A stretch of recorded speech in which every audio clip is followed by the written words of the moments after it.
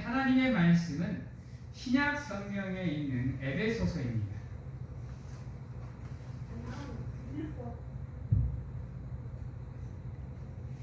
에베소서 2장입니다. 제가 가지고 있는 성경으로 311면에 있는 에베소서 2장 11절에서 22절 말씀까지 보도록 하겠습니다.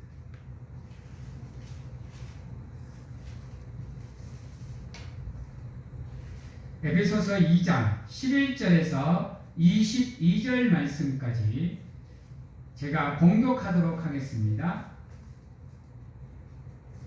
에베소서 2장 11절에서 22절 말씀. 그러므로 생각하라. 너희는 그때에 육체로는 이방인이요 손으로 육체에 행한 할례를 받은 무리라 칭하는 자들로부터 할례를 받지 않은 무리라 칭함을 받은 자들이라. 그때 너희는 그리스도 밖에 있었고 이스라엘 나라 밖의 사람이라. 약속의 언약들에 대하여 외인이요 세상에서 소망이 없고 하나님도 없는 자이더니 이제는 전에 멀리 있던 너희가 그리스도 예수 안에서 그리스도의 피로 가까워졌느니라.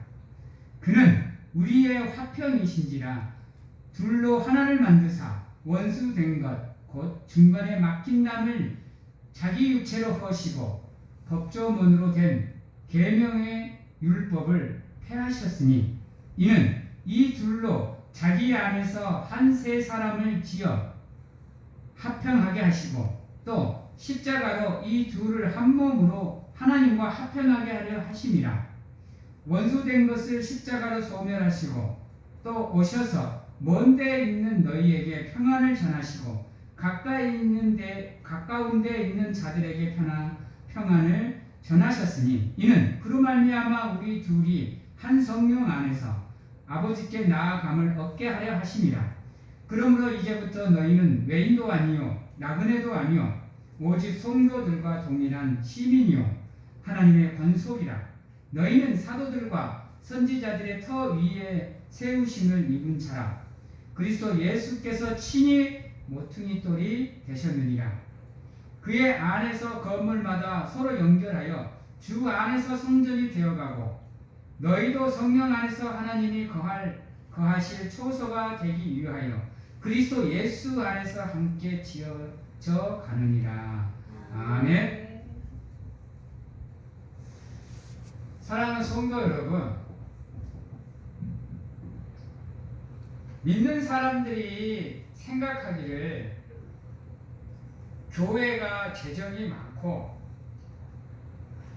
교회가 예배를 많이 드리고 교회가 모임이 많고 교회가 막 좋은 프로그램들을 돌리면 그러면 교회가 하나가 되고 좋은 교회라고 생각을 합니다. 여러분들 생각하기도 그렇습니까? 어떻습니까? 요즘 한국 교회를 보면 어느 교회가 이 프로그램이 좋다 그러면 그거 배우려고 막 목회자들이나 막 직분자들이 피를 쓰고 찾아갑니다. 그래서 그거를 배워갖고 와요. 그래서 막 수많은 프로그램들을 돌립니다. 제자 교육이니 전도 프로그램, 평신도 교육 프로그램, 성경 공부 프로그램, 막 5만 가지 프로그램들을 돌려요. 기도회, 찬양 집회, 그런 걸 많이 하는 교회를 보면 참 좋은 교회라고 느껴집니까? 어떠십니까? 막 재정이 막 차고 넘쳐서 막 주변의 교회들을 많이 도와주는 교회, 이런 교회 보면 그 교회가 참 좋은 교회라고 느껴집니까? 아니면 주일 오전 1부, 막 2부, 3부, 4부, 5부, 6부, 7부, 막 수요 예배, 목에 철야, 뭐 금요 철야 기도회, 막 수요 성경 공부, 막 이러한 예배들 모임이 많으면 그 교회가 활성화되고 좋은 교회로 보이십니까? 물론 그런 교회도 좋은 교회입니다. 그만큼 성도들이 열정을 가지고 신앙생활을 한다는 증거이겠죠. 근데요, 여러분, 아무리 그러한 것들이 많아도요, 본질이 없으면, 본질적인 게 채워지지 않으면, 여러분, 울리는 통가리와 같은 겁니다. 겉으로는 근사해 보이고 화려해 보여도 속은 텅텅 빈 그 통과 같은 거라는 거예요. 그래서 물론 저도 그런 걸 반대하는 입장은 아니지만, 교회가 막 목회자들 정신없이 막 바쁜 경우가 있어요. 담임 목사부터 시작해서 밑에 부교역자들, 막 항명직들까지 막 정신이 없어요. 막 주일만 되면 막. 근데요, 가만히 들여다보면 있잖아요, 정작 있어야 될 것들은 없는 경우가 너무 많아. 프로그램이 전부인 것처럼 그렇게 교회가 돌아가는 경우도 한두 군데가 아닙니다. 여러분, 참다운 교회가 되려고 하면, 좋은 교회가 되려고 하면 무엇이 필요할까요? 여러분, 한번 생각해 보세요. 하나님이 우리에게 원하는 게 뭘까요? 프로그램 많이 하는 거? 막 수도 없이 예배를 드리는 거? 뭐를 원하실까요?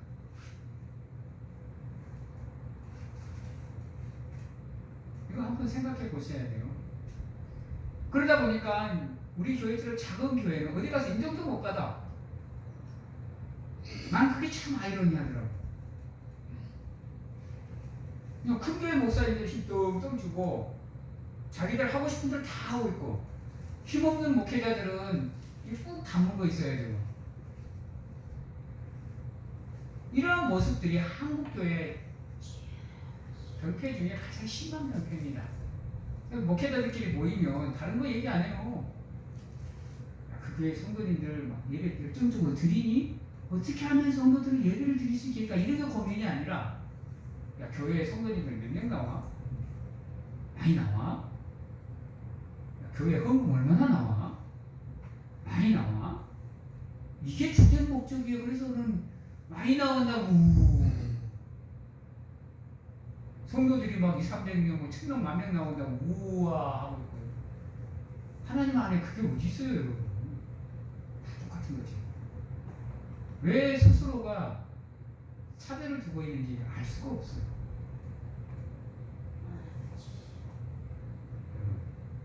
하나님이 원하시는 건요,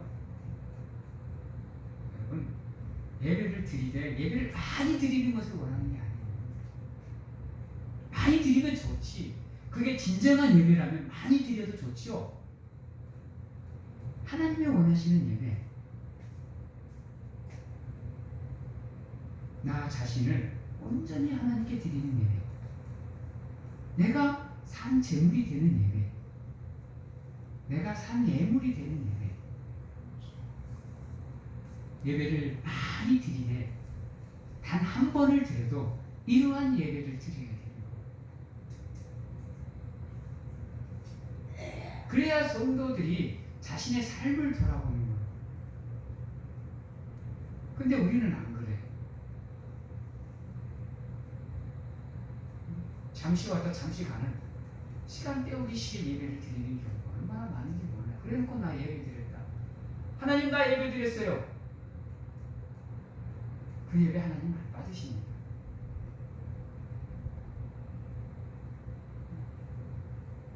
나의 헌신이 없는데,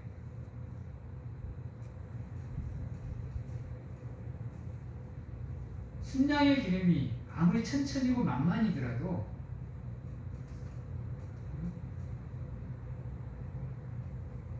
내가 없으면 그 예배는 인정을 받을 수가 없습니다. 예배를 많이 드리는 게 중요한 게 아니에요. 이 자리에 모이신 성도님들 한 분 한 분이 얼마만큼 집중해서 하나님께 예배를 드리느냐, 그러한 예배를 하나씩 하나씩 만들어 가느냐가 중요한 거예요. 예배를 드리되 자기 영광을 위해서 드리는 예배가 아니라 하나님의 영광을 위해서 자원하는 마음으로, 아까워서 손 떠는 게 아니라, 망설이는 게 아니라,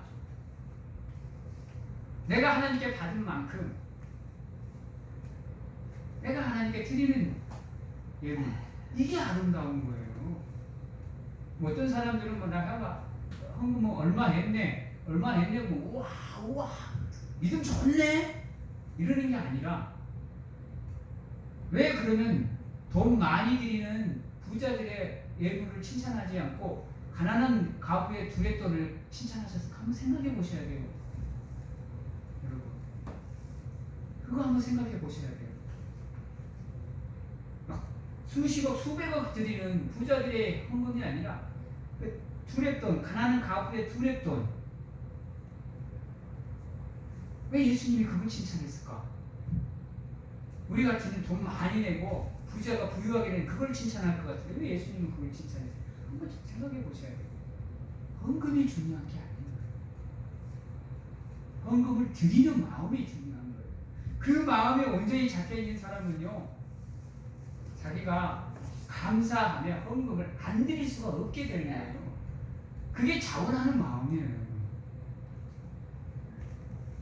기도도 마찬가지고요. 헌신도 마찬가지인 거예요.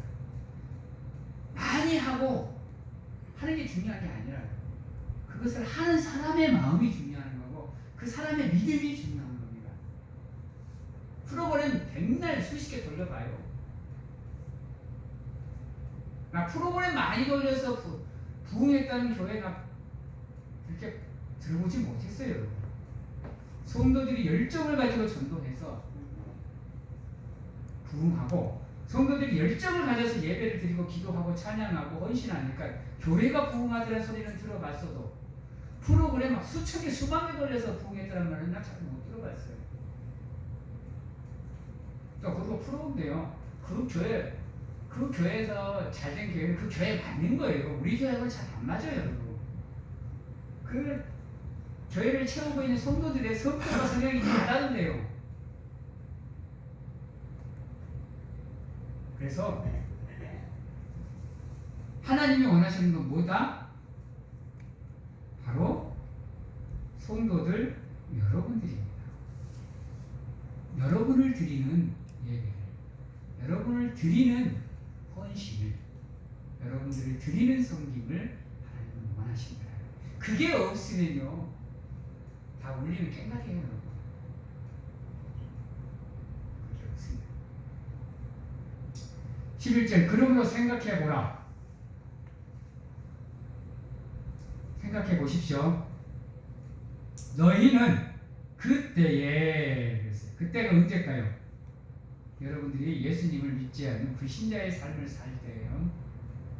너희는 그때에 육체로는 이방인이었고 할례 받은 자들에게 할례 받지 못한 사람으로 인정을 받았다는 것입니다. 근데 중요한 게 뭔지 알아요? 여러분, 손으로 육체의 할례를 받은 자들에게도 여러분들은 인정을 못 받고 있었다라는 거예요.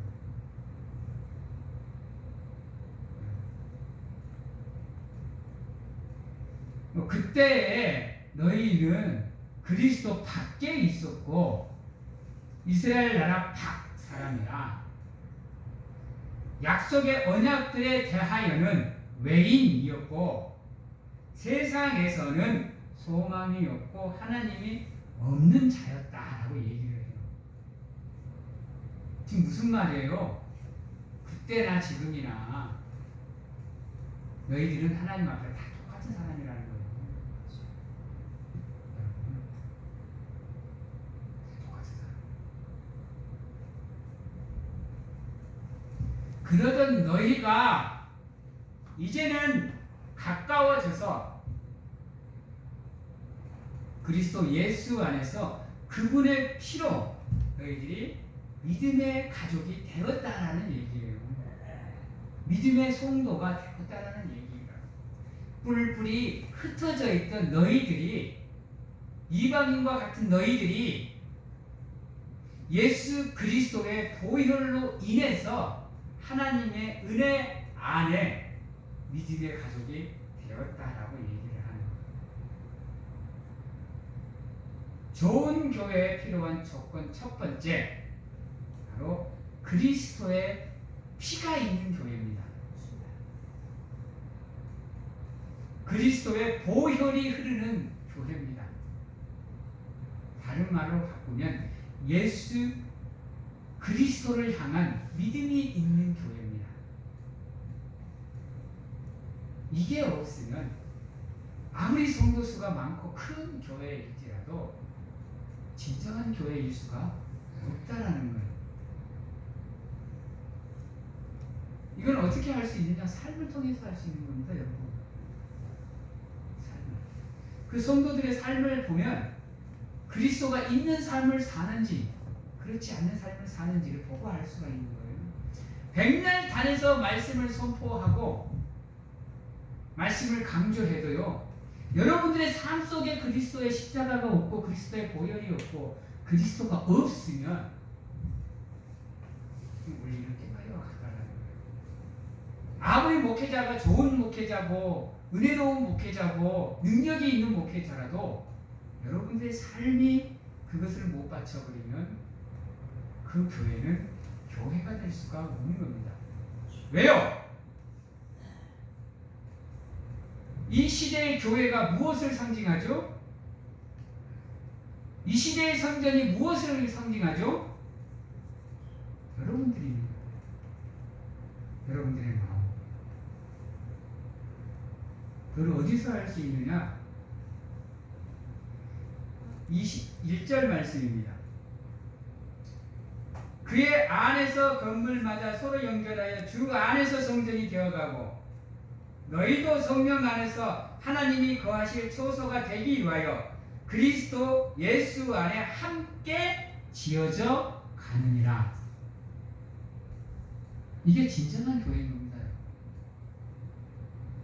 건물이 커서 교회가 아니라 성도가 많아서 교회가 아니라 그러한 성도들이 하나씩 모여서 예수 그리스도로 연합하고 협력하는 가운데 하나님의 모임을 만드는 것, 이게 교회인 겁니다. 그래서 예수 그리스도가 그 속에 없는 교회는 교회라 불릴 수가 없습니다. 왜요?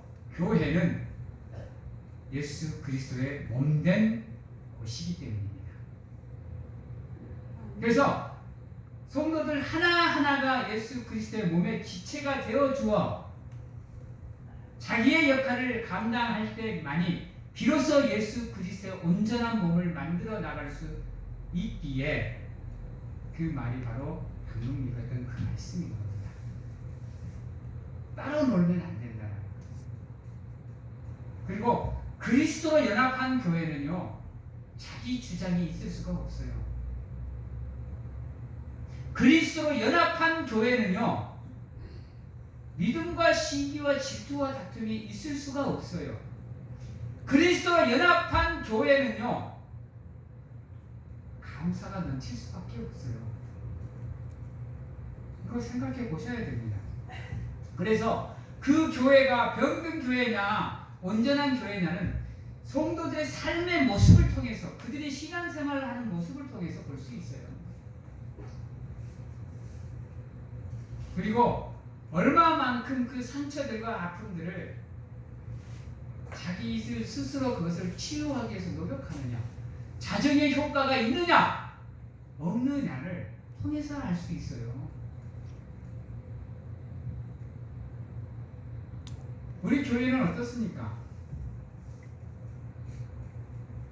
여러분들의 삶의 모습은 어떻습니까? 여러분이 걸어가야 될 믿음의 길은 어떻습니까? 한 번쯤은 생각해 보셔야 돼요.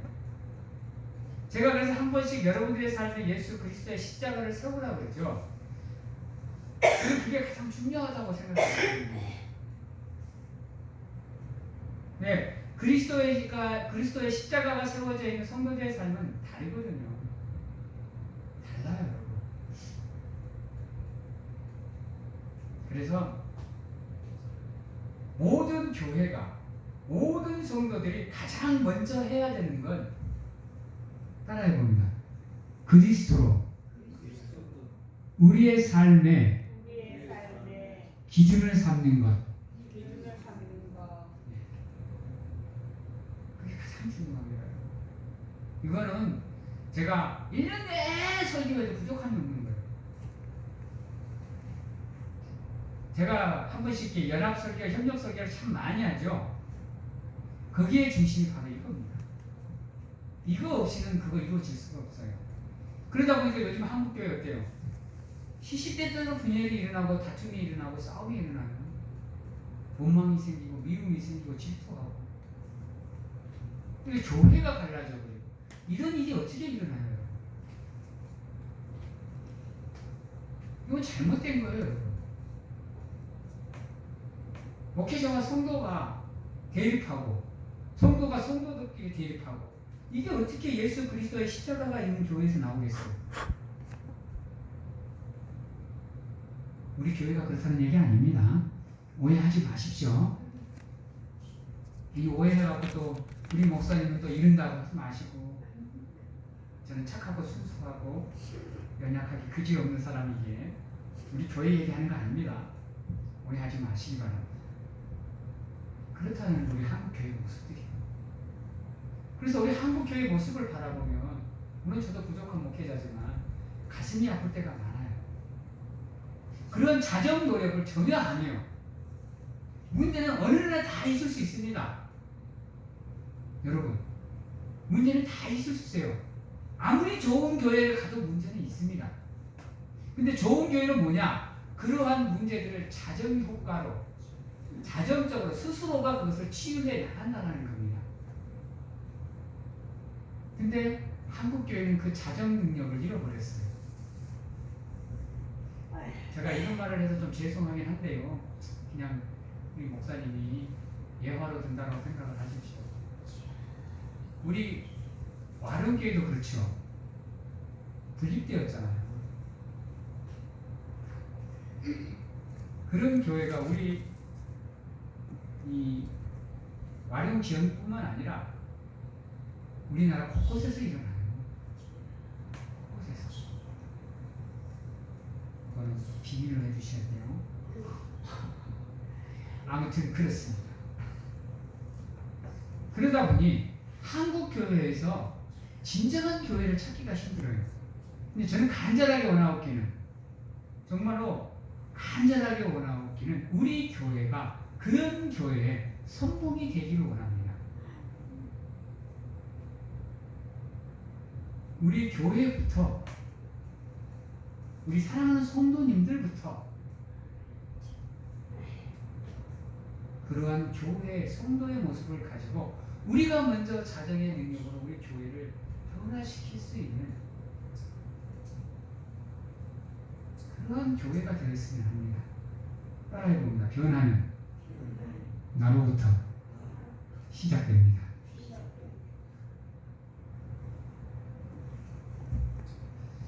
조금 멀리 갔습니다. 사랑하는 성도 여러분, 그래서 여러분들의 삶에 반드시 그리스도의 십자가를 세우고 예수를 세우셔야 됩니다. 그래서 그분으로 인해 여러분들의 삶이 변화되는 가운데 여러분들 한 사람 한 사람이 그리스도의 사랑의 대로 연결이 되셔야 돼요. 그러면 교회 안에서 미움이 생길 수가 없고 다툼이 생길 수가 없는 겁니다. 교회 안에 그러한 문제가 있다라는 건 안타깝지만 온전한 그리스도로 우리가 묶이지 못했다라는 거예요. 그리고 그러한 것을 스스로 해결하지 않으려고 하는 것은 하나님의 귀한 교회를 망가뜨리고 병들게 만드는 거예요. 그것만큼 큰 죄가 어디 있어요? 나로 인해서 교회가 멍들어가는데, 나로 인해서 교회가 병들어가는데, 망가져가는데 그것을 치유하려고 하는 모습이 없는데 지금 하나님 앞에 가서 뭐라고 할까요? 한번 생각해 보셔야 돼요. 그래서 제가 말했죠. 처음에도 가장 중요한 건 여러분들입니다. 여러분들이 믿음으로 하나씩 하나씩 무장하는 가운데 아픈 곳을 찾아가고 병든 곳을 찾아가서 어두운 곳을 찾아가고 하면서 빛과 소금의 역할을 해주셔야 돼요. 그래야 교회가 치유가 되고 회복이 되고 하나님의 은혜 안에서 협력하고 연합하고 가장 중요한 거 하나 될 수 있다라는 겁니다. 근데 예수 그리스도가 이 땅에 오신 이유가 거기에 있어요. 14절입니다. 그는 우리의 화평이신지라 둘로 하나를 만드사 원수된 것 곧 중간에 막힌 담을 자기 육체로 거시고 그랬어요. 네, 예수 그리스도는 화평이십니다. 화평이셔요. 그래서 그리스도로 있는 사람은 화평한 사람입니다. 그리스도로 십자가가 세워져 있는 사람은 화평한 사람이에요. 화평이란 게 뭐예요? 여러분, 나누어져 있는 두 개를 합하는 거예요. 연합하게 만드는 거예요. 이게 화평이에요, 여러분. 이게 화평이라고. 그래서 여러분들이 가는 그곳이 곧 화평의 자리가 돼야 돼요. 분란이 있는 자리에 여러분이 나가시면 그곳에 화해가 있어야 되는 것이에요.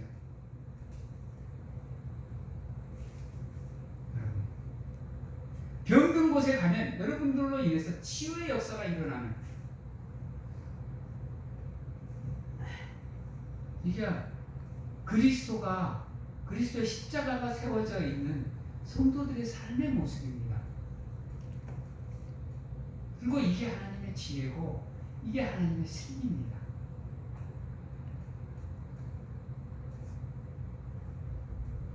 (16절입니다) 또 십자가로 이 둘을 한 몸으로 하나님과 화목하게 하려 하시니라. 여러분, 예수 그리스도의 십자가가 없었으면요 여러분이 이곳에 들어와 있을 수 없습니다. 지금도 예수 그리스도의 십자가가 중요한 이유가 바로 여러분이 하나님과 대면하여 만날 수 있는 지성소에 들어올 수 있는 직접적 하나님과 1대1로 대화하실 수 있는 은혜가 주어졌다는 거예요. 예수 그리스도의 육신이 찢김으로 휘장이 갈라짐으로. 그래서 십자가가 예수 그리스도의 십자가의 중요한 상징과 의미가 거기에 있습니다. 그리고 예수 그리스도가 십자가상에서 용서를 구하셨고 화평을 구하셨습니다. 그래서 십자가는 곧 화목이고 화평이고 용서의 상징입니다. 그러한 십자가를 갖고 있는 성도들의 삶에 어떻게 미움이 들어와요? 어떻게 남을 시기하고 질투해요? 생각해 보셔야 됩니다. 그래서 원수된 것을 십자가로 소멸시켰다 그랬어요. 용서하시잖아요. 하나님께 용서를 구하시잖아요. 자기를 죽이려는 자, 자기를 괴롭히려는 자, 그들의 죄를 용서하고 원수를 소멸시켜버리잖아요. 십자가는 승리의 상징입니다. 누구를 향한? 악한 세력을 향한.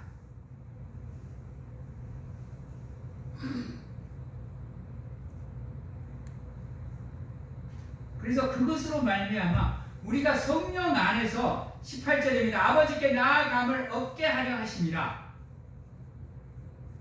예수 그리스도의 십자가의 의미입니다.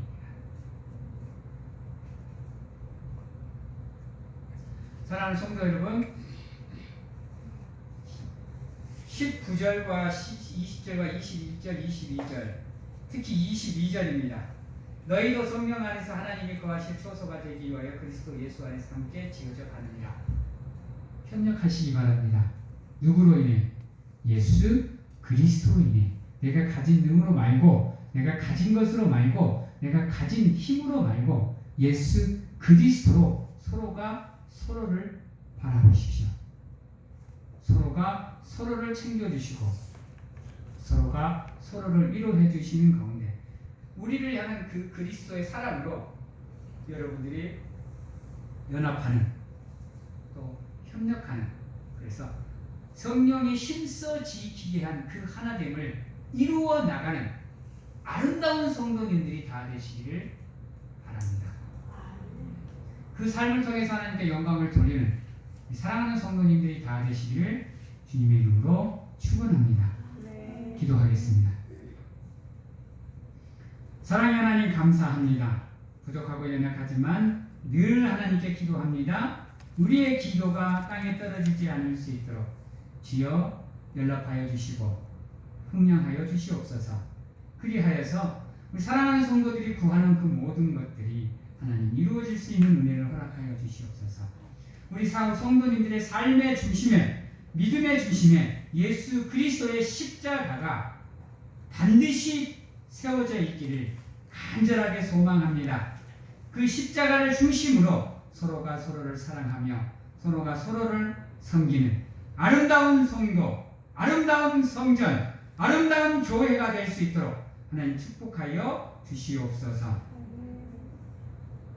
지금은 우리를 죄에서 구원하시기 위해 이 땅에 오신 예수 그리스도의 은혜와 세상 끝날까지 항상 우리를 안아주시고 품어주시는 하나님 아버지의 사랑하심과 세상 어느 곳에 가서 무엇을 하든지 간에 우리를 지키시고 보호하시는 성령님의 교통하심이 오늘 이 자리에서 온전히 예수 그리스도의 십자가로 예수 그리스도의 사랑으로 하나가 되겠노라고 확신하고 결단하는 귀한 하나님의 성도님들 머리 위에와 가정과 직장, 자녀와 건강 위에 지금부터 영원토록 함께 하시기를 축원하옵나이다.